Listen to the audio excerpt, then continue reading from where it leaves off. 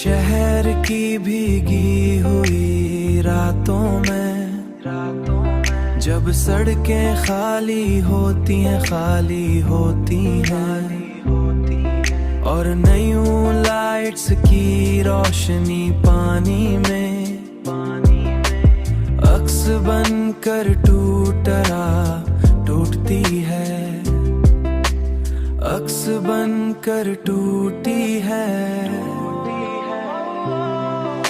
तो दिल के अंदर एक अजीब सा सकूत उतरता है। इस सकूत में तुम्हारी याद ढली तस्वीर की तरह उभरती है। मैं इस तस्वीर को छूने की कोशिश करता हूँ, मगर ये हर बार बिखर जाती है।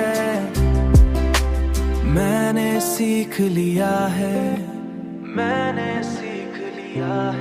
कि कुछ चीजें सिर्फ महसूस की जा सकती हैं, महसूस की जा सकती हैं। इन्हें पाया नहीं उनकी असल खूबसूरती है, और शायद यही उनकी असल खूबसूरती है कि वो हमारे अंदर एक अधूरा सा एहसास छोड़ जाती है, जो हमें जीने का नया मतलब सिखाता है।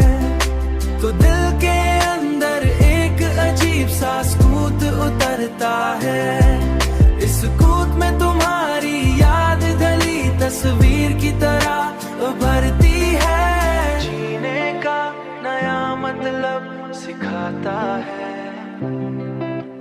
नया मतलब सिखाता है, नया मतलब